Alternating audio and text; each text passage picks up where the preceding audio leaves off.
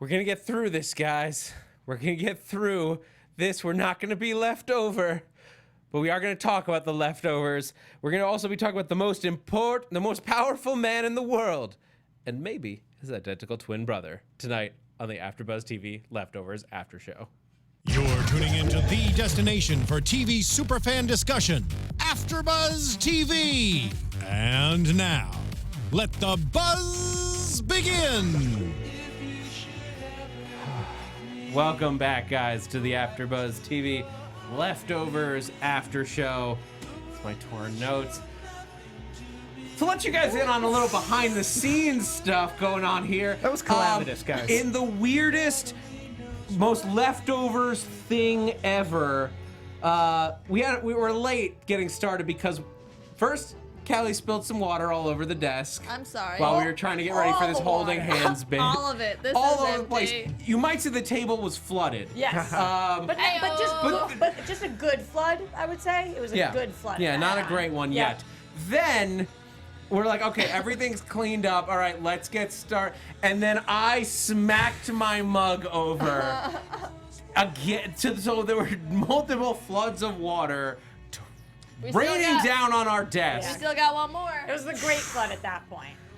Yes. All right, but we're ready to talk about the leftovers. I'm Zach Wilson. Help me prevent flooding at that Zach Wilson.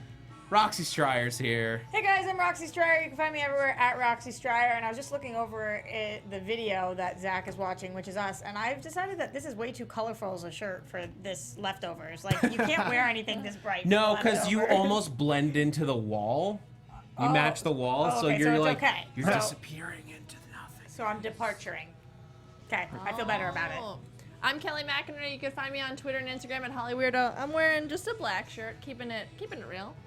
And I'm Steve Kaufmann. You can find me on Twitter at Steve Kaufmann. That's Kaufmann. I'm going with the same color, just way more muted. Yes, but that's more leftovers. Yes. Somber. Yeah. All right, let's dive into the most powerful man in the world and his identical twin brother, which is such a long title for this episode. Oh my God, you guys. What the fuck is going on? I literally wrote it on my notes on the whiteboard. What the fuck is going on? Well, it does say WTF, so that makes you hipper. It's true. Like There's also, I was running out of space. You're trendy. Yeah. That's cool. Or lazy. Just my, like, when I've turned on this episode and like the first thing is that season 1 classic music, I said it out loud and then I wrote it down so that I would remember. I just yelled at TV, because it's full circle. Oh God, Lindelof, what have you done? Yeah, that was awesome.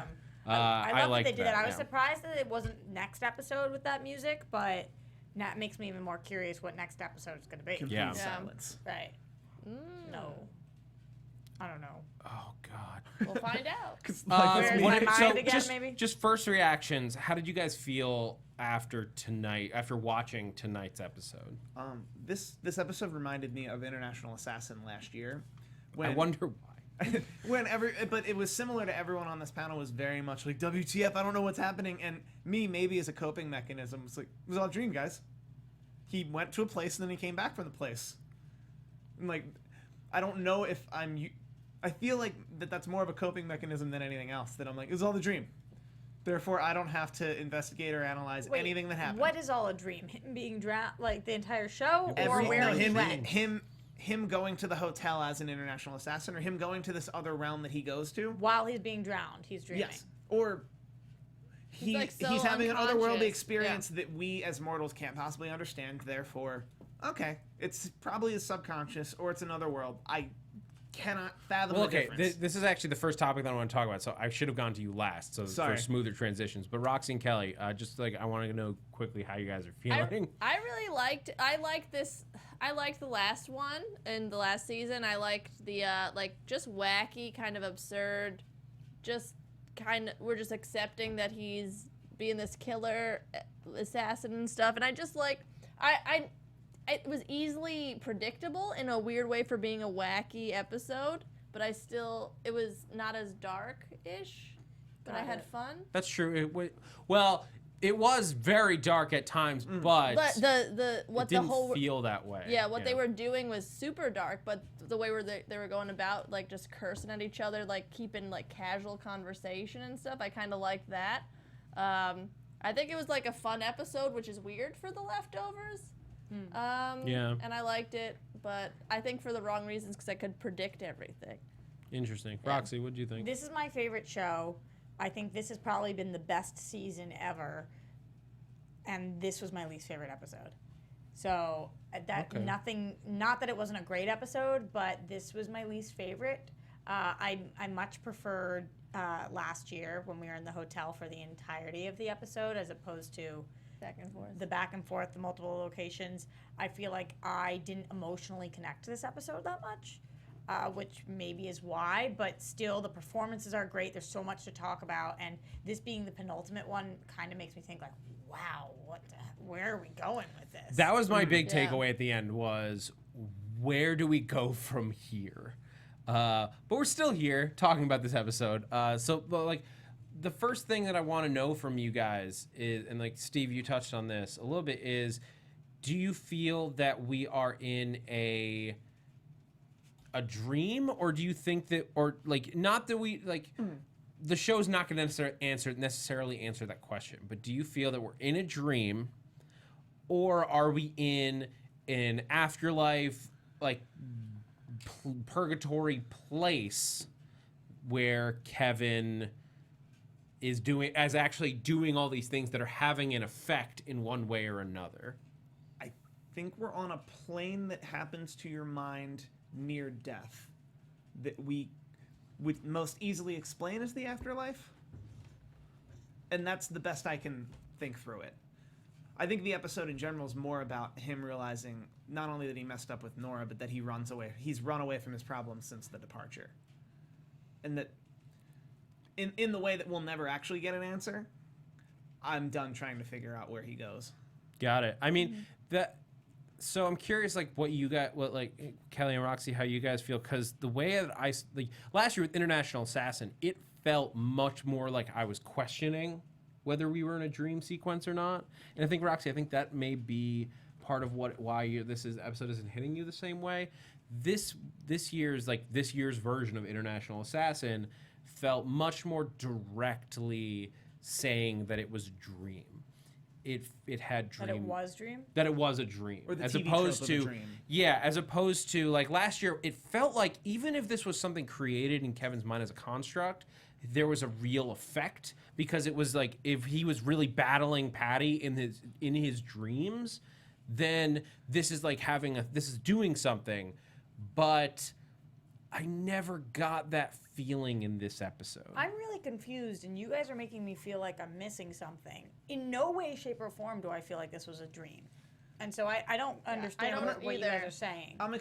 I'm seeing it as more the TV trope of the dream, whereas he went somewhere that wasn't the regular plane, and then he came back. Do you think he dreamt being drowned? No, I think when he closed his eyes. When he closed his eyes and he went to the place where he was the International Assassin, there were two of them, So and he was the while president. he's drowning, he's dreaming. Yeah, I So think He's having a vision, or either a vision or a self-induced hallucination. I think this proved exactly that this wasn't a dream. That's what I got from it. How so? Well, because I don't know. You guys are a little twisted if you think that, like, when you're getting drowned, you're dreaming. I don't think that. Dream may not be the right word. I just don't have a better hallucination. there isn't a better word. Yeah, but those are so different. Hallucinations and dreams are But so, the same part of the brain. a construct just something. I guess the division, something that's just going on in his head versus him actually visiting purgatory or the afterlife. Okay, I get what you're saying. So you just division. Now this is confirmed for you that we're not in an alt universe, alt timeline, alt planet. Well, just sorry. That was my question. Oh yeah.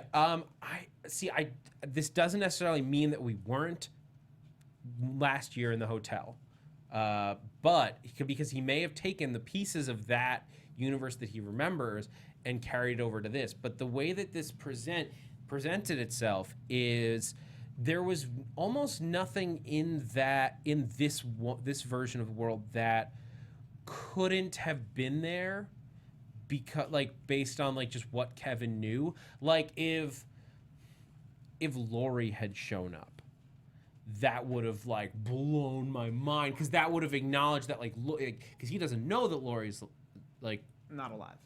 dead. Which Likely we dead. think. Yeah, I thought that would have been such a stronger choice than Meg, although I love seeing her back. I was so excited when they said the VP is coming for that to be Lori. I had the same thought. I thought it was gonna be Lori. I knew it was gonna be Meg because I feel like all these people are dead, like all the other people. Exactly. But yeah, that it would, was the that's last what we're saying. episode. Like, Yeah. Right. that would have been confirmation that this isn't a part of his construct, that it was Laurie, but it was Meg. But he doesn't know that she's dead, Exactly. and I think that's why. And in this world, Right, only yeah. people who are dead can be there. So that's more why I think that's like, now I'm getting why you guys think it's a dream, his dream, because he doesn't know she's dead. So it's just the people that he knows that are dead. Right. Everything dream. about this screams what Kevin thinks Yeah. is supposed to be in this place. Evie is like, it's an alternate dimension. The GR has taken over. The two heads of the GR that he was familiar with, who are dead, are the heads of this GR-based presidency. Who he named. Yes. Who he chose to lead.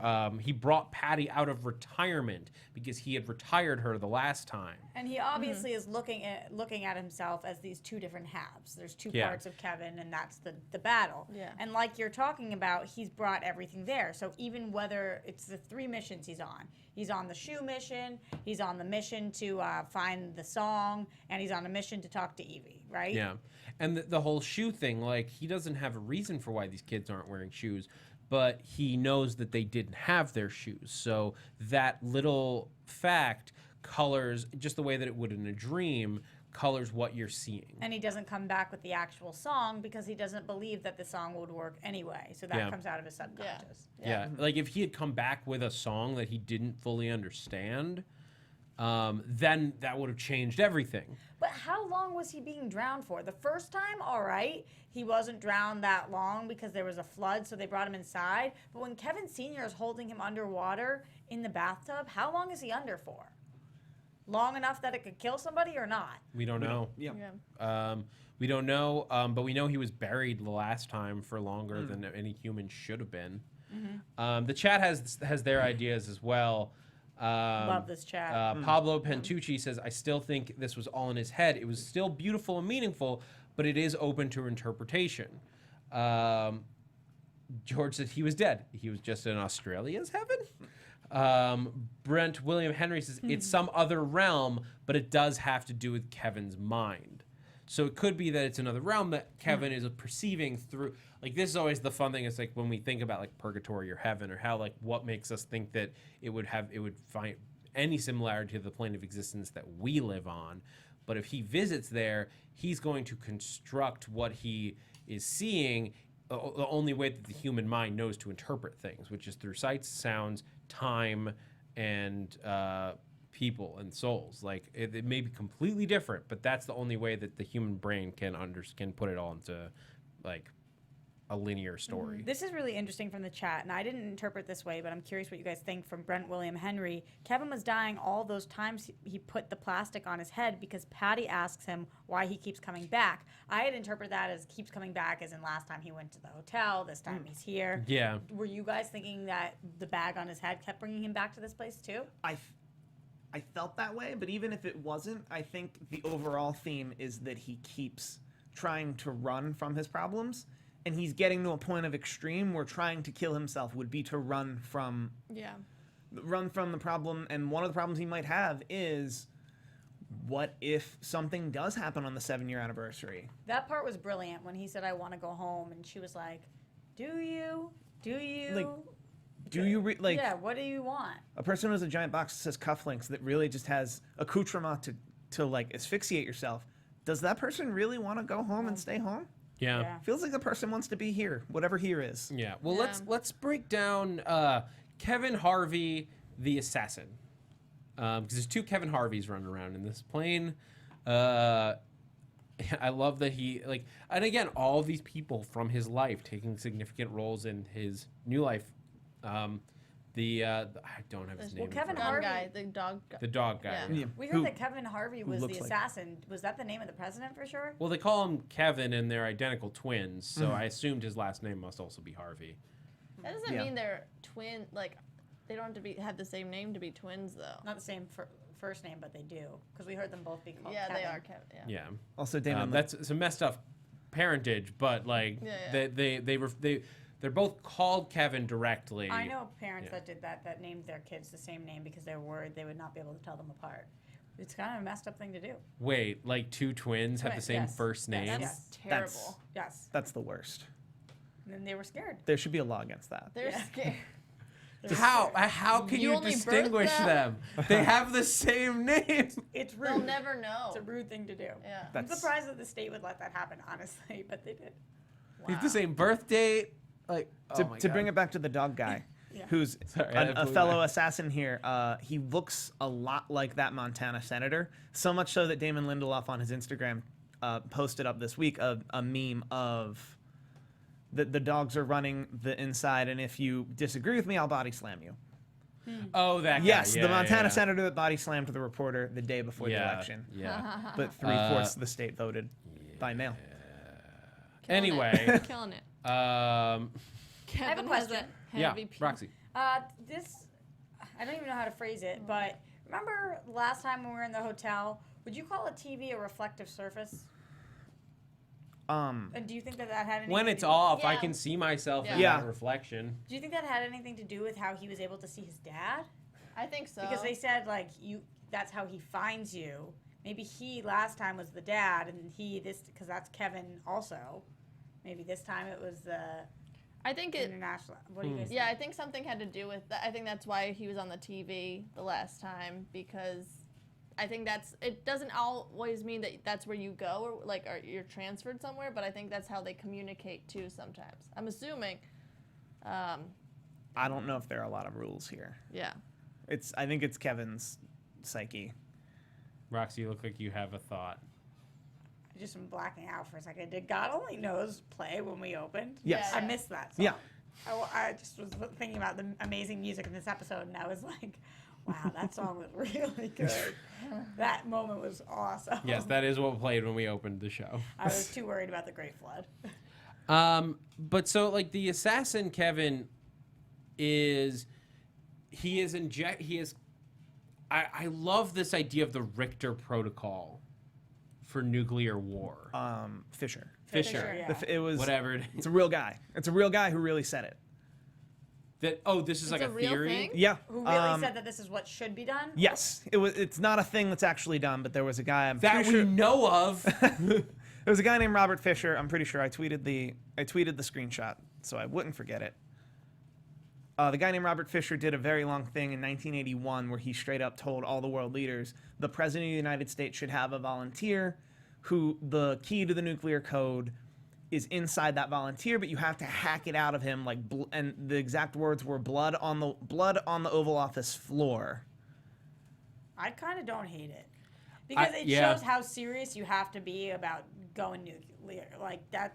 I Yeah. mean, I don't actually root for that, but No, but it's like there is a cold-hearted logic I get to that idea, because to start a nuclear war is to condemn millions of people to death, if not billions. And So might as well just literally kill yeah. one person. Yeah. pushing a button should not be the way that people Yeah. you have to be understood. Like the person who has to make the decision has to understand that death is that is death that they are pushing a button Right. for. The same as plunging a knife into a million people's hearts, not just one. right.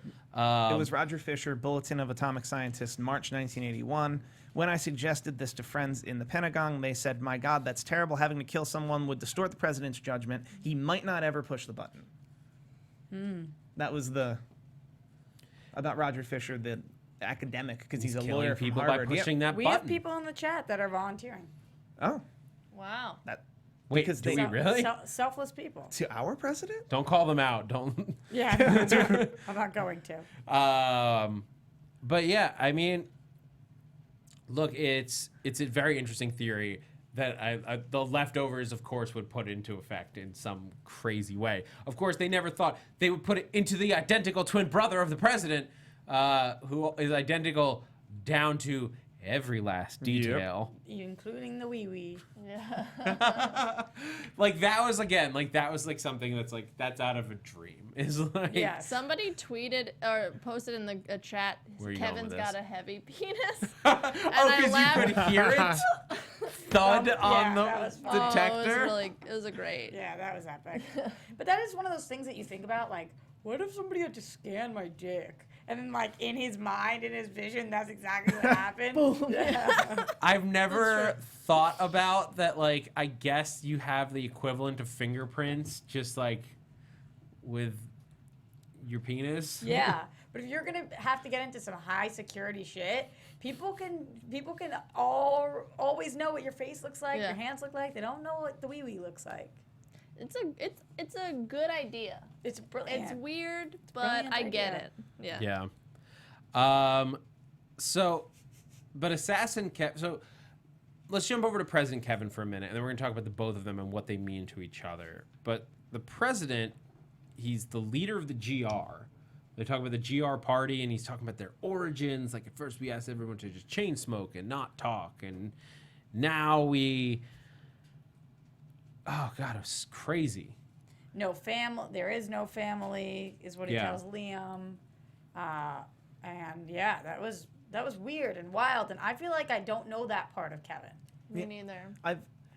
I've been debating this with my brother who lives in China, of all places, about who the guilty remnant are. And I've been telling him that they're aggressive nihilists. And he's been calling me a lot. He's been saying that I have it off. But I think this is the better extension of the guilty remnant as aggressive nihilists. Of going out of their way to tell people there's no family. Everything's meaningless. This is interesting coming from Frank LaMotta. How are they saying it is all in Kevin's mind? There are people that Kevin has never met. I think by him blowing up the place means he can never return to that realm and choose life over death. I've dreamt millions of times about people I've never met. Yeah. I've just conjured them up in my brain. Have you guys not? Well, Is that not a thing? there No, are I people that Kevin. There are people there that Kevin doesn't know, and that's one thing. Like the difference is, like he has seen pictures of the 5 kids, Right. So he has an idea of what they should look He's like. seen news reports of David Burton. The two, yeah, he could have seen news reports of dog David guy. Burton. He knew that guy. The one person who, like, we saw the one person who throws questions there is Christopher Sunday.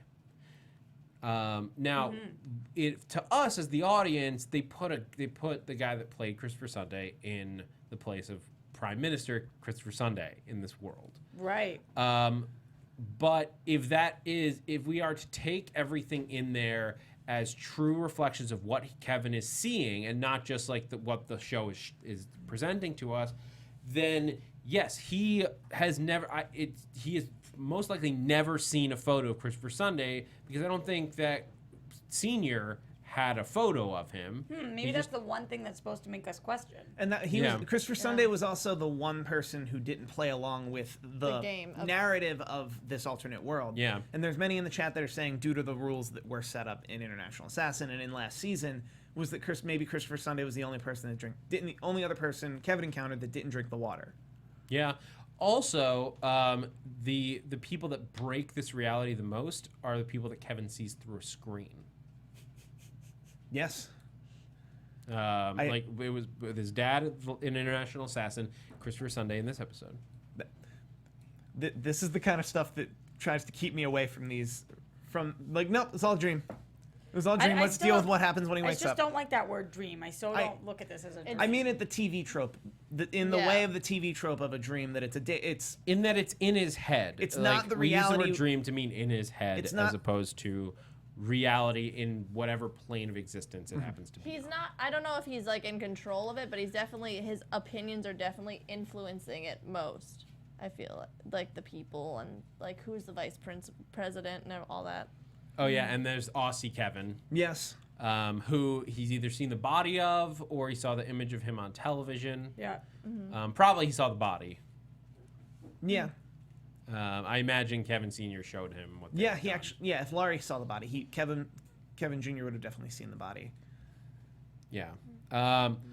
So David Burton makes a reappearance from International Assassin Yeah. in this one, and he could have seen him any number of places, but David Burton, who I guess Kevin could have heard the story from John or Michael or even Laurie off screen. What story?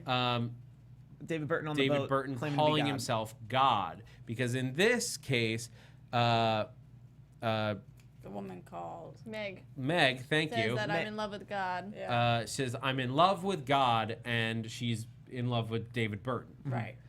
And then, He used it as a pickup line. yeah, Yeah. I love that too. That, like, I think that's the closest we're gonna ever get to closure on David Burton not or isn't God. Is that Yeah. one line? Interesting. Okay. 'Cause he's- I mean, I don't he's think dead the on the show other is gonna. plane. I don't think in next week's episode they're gonna like Damon Lindelof's just gonna walk out. David Burton is God, or like he comes down in a white robe and starts blasting people with lightning. I rapture you and you, not you, you. It is pretty wild because this show is Kevin's story, but sometimes I lose sight of that because of the amazing episodes that are Matt's episodes Yeah. or Laurie's or Nora's or any of those. But it really is Kevin's story, I feel like. And Yeah. it's interesting that in the penultimate episode, Kevin is what we got. Yeah. I mean, it's been Kevin. Like Kevin has been the most consistent character. There, there the whole time, no matter what. He doesn't go. Like, even if he's not featured in an episode, like he is there on the show consistently. Like Laurie will dip out for a while. Matt dips out for a while. Nora dips out for a while. Although she has been there more consistently than I think anybody besides Kevin. Right. At least this season.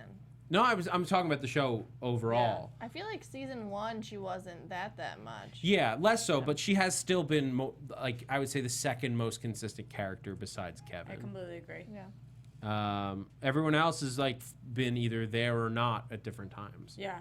But Kevin, this is Kevin's At show. one part, I would have said that it was Jill, but not this yeah, year. exactly. All right. Well, okay. So President Kevin. President Harvey. He encounters Evie at the protests, coming out in red, dressed upon just like the protesters in Jarden.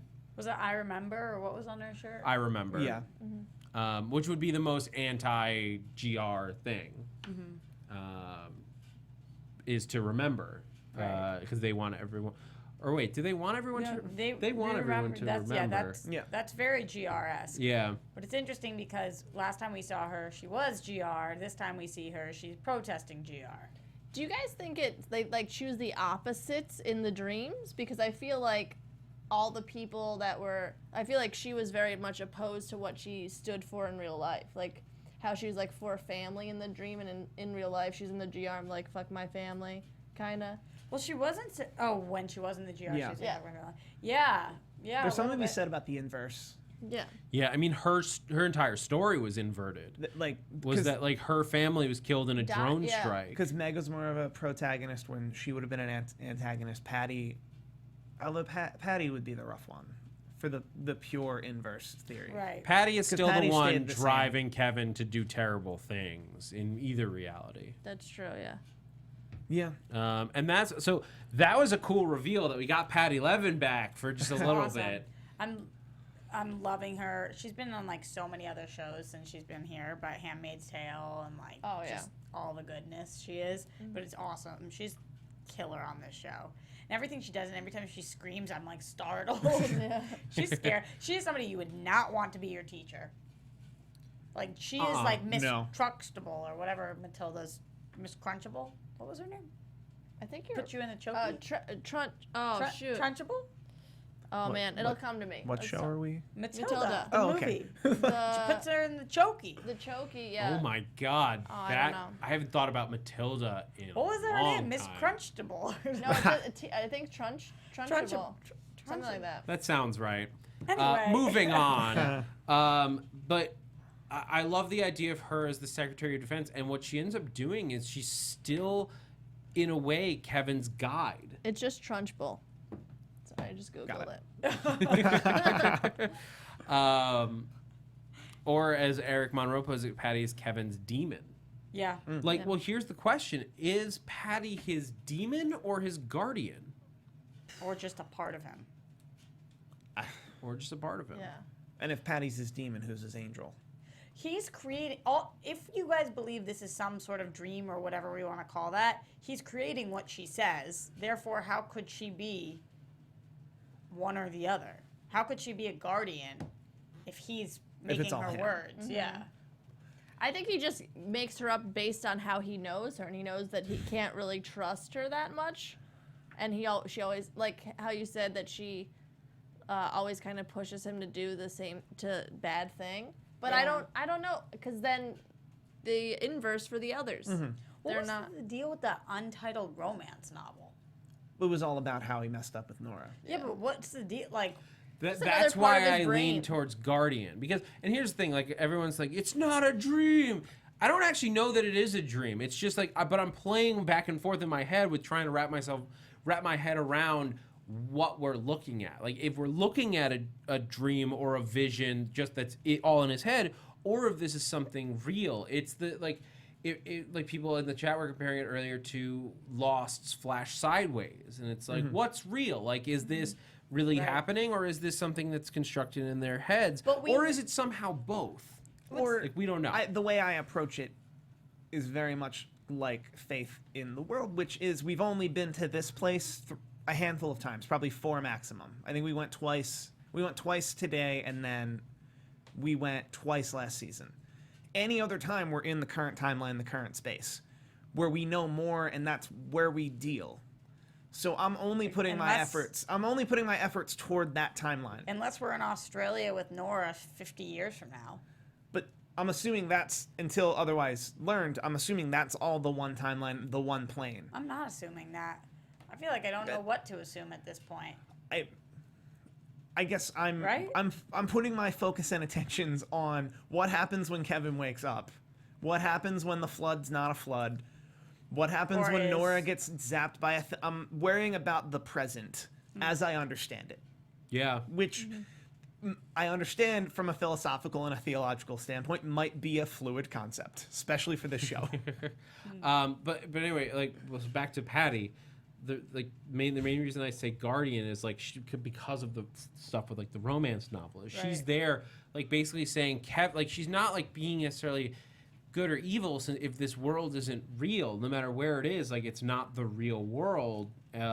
She's doing all this, she's constructing all of this to help Kevin figure out what he is doing with his actual life and what he does or doesn't know about himself. Yeah. Yeah, and to piggyback off that, it is interesting that the 2 major songs we had in this episode is Love Will Keep Us Together and God Only Knows. These are 2 very uplifting songs. We've had, previously we've had songs about suicide, we've had songs about all these things. I don't so know. it's like, But this season, there's a lot of uplifting ones. there have been, but there's also been some really sad ones, and it makes me wonder, is the point of the show, no matter how long you have, which you'll never know, that like it's these connections, these relationships, these moments, and that's why at the end of the day, the one thing he's thinking about and the one reason he doesn't commit suicide is because of Nora? And did that just leave? I don't know. That's the conclusion I've drawn. Yeah. That him staying there is for him to die. Whether that's his mind's construct or actual purgatory or the gate to heaven, or he was already in heaven or whatever. If he had stayed there, he would die. If he drank the water, he would die, and that would then be the plane he exists. So him choosing to live is, you mean all these things that he does, like having that cut out of him at the end is him choosing to live? Yes. And when Oh, he, that was a gruesome man. sequence. I could not watch that with, I was pulling one of these. I'm looking at the screen, I'm like, no. I was gross because it's like, oh, he's good looking. Oh, no, blood. That's gross. You know, at first look good. I know what you mean. We You got know, them abs in this episode, Listen, though. I love the assassin, let me tell you. Woo! Anyways. I mean, and whatever Kevin thinks, like he remembers this. He remembers cutting like himself open and being cut open. and jamming his fist into his own body to rip out a nuclear key. But who was because he always switched whenever he looked in a reflection thing, right? Or was he always both of those people? He was switching. I Yeah. think the idea is he was switching, Like but they were both they him. were they were always both him. But who was how? I think that helped him switch location. Yeah. Like his consciousness. If you're doing co-op play in an MMORPG, that if you're switching between two different characters in a video game, that would be the best way I can understand. But they're both him. They're both controlled by him. They're both him. I think they both sort of followed their own paths until they were in the same room together, and at that point he was looking in his own reflection and seeing himself as he actually was from both perspectives. It's that sort of trippy, you can't possibly explain it because it doesn't make any sense. But the logic of it was they're both Kevin. Every time we cut, we're seeing Kevin. There's two of him sharing the same consciousness. In this room. I like this symbolism coming from the chat from George. He says Kevin was on a seesaw when he was dipped into the lake, and Patty between the two Kevins had a seesaw-like mind effect. It's interesting. Ooh, Yeah. I like That was cool too when we Good watch when we have the flashback of him and Nora. Sorry, I don't mean to jump ahead, which we don't need to talk about now, but when they're talking about cremated and whatnot, and then he goes in the tub, and then when we wake up, he's getting drowned. I love the way that the show transitions from scene to scene. But it's a bit of a smart. They play with the idea of a seesaw between the land of the dead, if you will, and the land of the living. Yeah. They also play a lot with stuff connecting in certain ways. David Burton is Mission Control, which if God had a title that was a department, Mission Control seems like the most appropriate. Evie calls Kevin just a puppet, which is sort of the Kevin Jesus role is just his dad and everyone else's puppet to get into this world and get their missions done. He's not doing it for himself. And not in a selfless way. It's just he's being used. And I think that they were very clear. There's very clear symbolism to why Kevin is doing this and how everyone in both worlds are treating him. Yeah. Let's talk about the end of the episode, because when we popped out the first time, it was the flood of biblical proportions. Right. It was pouring. It was raining cats and dogs. Insert Ghostbusters joke here. And then when he came out the second time, the flood had stopped, and Kevin Sr., obviously who had not gotten his song, was sitting up there, I think, just lost, realizing that... Well, he thought he was gone. He thought his son had died, I think. Do you think that was about Kevin Jr., or do you think it was connected to... the fact that with the rain being dried up, it stopped raining. I think this is still supposed to be before the departure. I think this or is before all the anniversary. I think this is all post anniversary, that he was predicting a massive flood based on whatever he had, and the flood didn't happen, and it was him dejected on that roof going, everything I've been saying, everything I've been working for years, everything I've been thinking about my purpose, and me finding purpose here was my way of coping with the thing that happened 7 years ago. I think he was dejected because it didn't happen. It all mirrors back to the very beginning of the season. Our timeline is just wonky right now because we have no idea how long we were in this sequence for. Yeah. So we don't know if Kevin really thought he was dead because he was out for another 8 hours, if we're on the same day. We see what's going on with John and Michael. They're kind of just out of it. So we have nothing really to tell us that it's not the day of the departure anymore. I feel like it's the next, but we got the context that they all passed out at the kitchen table. Right. They woke up, and the storm was coming in, and then they're like, "It's today. Today's the day." Was the line, and then we follow Kevin. But how do we know that was more than 3 minutes? Yeah. We don't.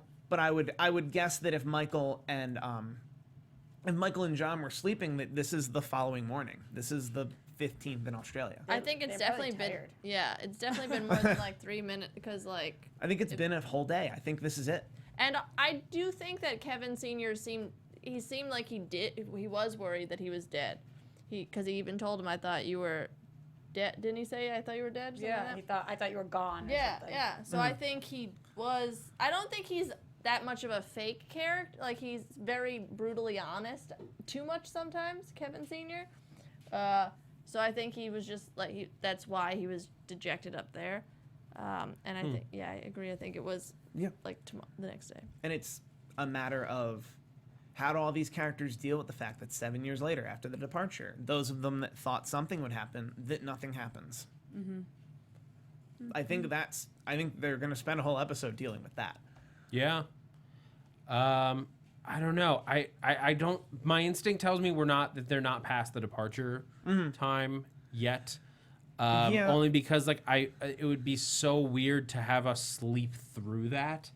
It'd be sort of like a Bilbo Baggins sleeping through the Battle of Five Armies. Like, wait, but the whole like it was so okay. Yeah. Unless that's the point. It came and went. Yeah. I'm like, well, we won't know until next week, so we can speculate wildly, but we won't know.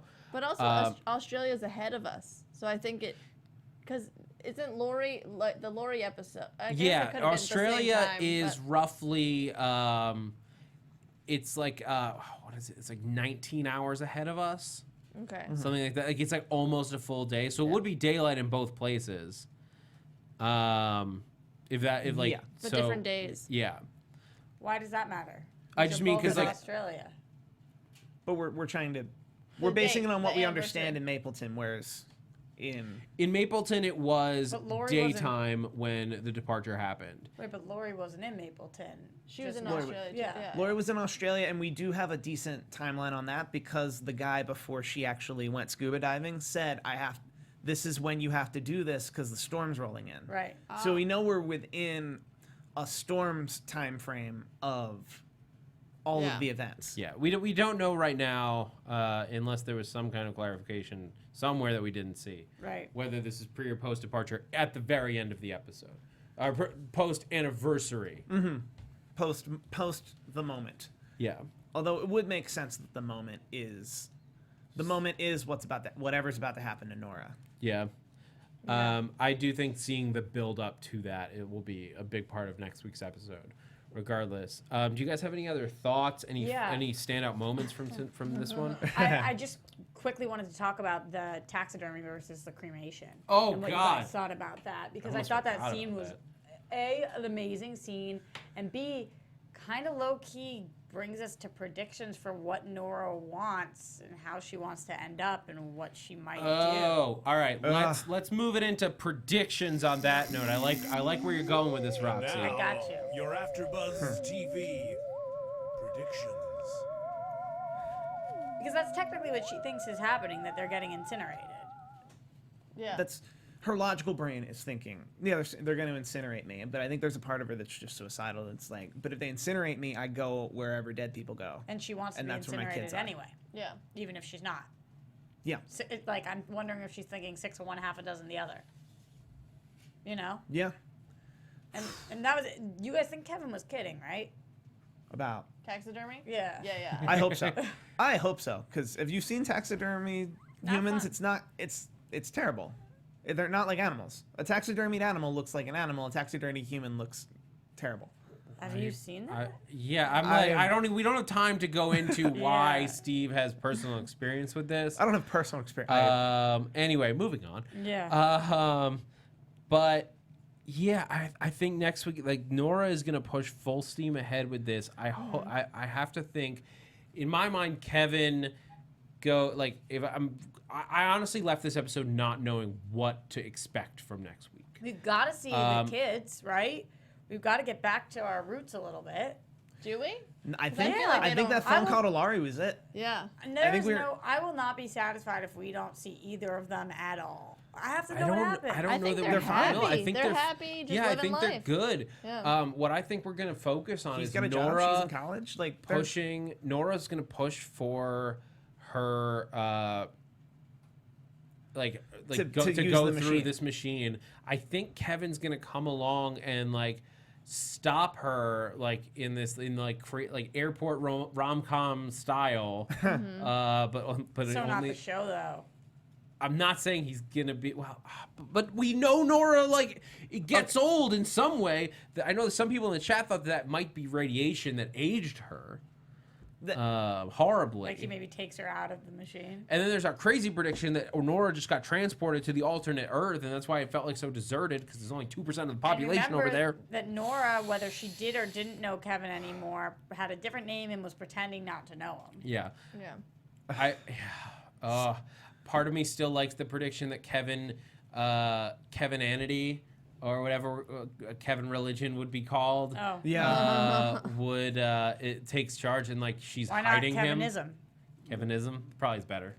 Kevintology. With the Jews. What do you say, Kelly? Kevintology. all I Tough really love. know, and I took screenshots because I'm a weirdo, is that there are only 4 moments in the trailer that are actually moments we haven't seen. Okay, real quick because we're running out of time. Absolutely. Run One through of it. which is Nora. We hear in the voiceover it's Nora giving consent. The other of which is Nora is in front of 2 people who are wearing biohazard suits in a bathrobe. So that's probably not her about to get zapped. That's probably her attempting the machine. One, I've learned that that's the Kevin. That this one, don't worry about that So one. it's 3. There's looks like a DJ And and a some nun. doves and a nun, and the doves are coming out of the trash can. And then we have Sarah, who we know as Sarah is the old Nora, might possibly the alternate Earth Nora. Those are the only pieces, those are the only frames we have to go off of. And next week's episode is titled "The Book of Nora." I just have to shout this out. Jane in the chat, it must be her identical twin. I don't even know what that would mean, but we don't have time to get into it. We are unfortunately out of time to continue to break down this crazy episode of television, but keep chatting with us because there's much more to break down. So do it in the YouTube comments below, or you can find us on Twitter. Just send us your comments. We're on iTunes, all those places. Just let us know what you guys are thinking. I want to know all of your theories going into next week. So please tweet them at me at Zach Wilson. You guys can find me everywhere at Roxy Striar. You can find me, Kelly McInerney, at Holly Weirdo. And you guys can find me on Twitter at Steve Kaufmann. That's Kaufmann. One thing about tweeting at me, if you're upset that this finale will not tell you what happened to the departure, I do not want to hear it. The show made it very clear that's not happening. I mean, I'll still hear it. I'm going to tell you Aggressive. you're Yeah, you wrong. can tweet that at me. That's But fine. I don't want that Aggressive negativity outro. in my I life. like But tell us next week when we'll be back live at 9 p.m. Pacific Standard Time in the AfterBuzz TV studios talking about The Leftovers series finale. Guys, we will see you next week. Or will we? From executive producers Maria Menounos, Kevin Undergaro, Phil Svitek, and the entire AfterBuzz TV staff, we would like to thank you for listening to the AfterBuzz TV network. To watch or listen to other after shows and post comments or questions, be sure to visit AfterBuzzTV.com.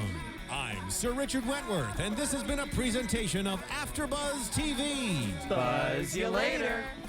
The views expressed herein are those of the hosts only and do not necessarily reflect the views of AfterBuzz TV or its owners or principals.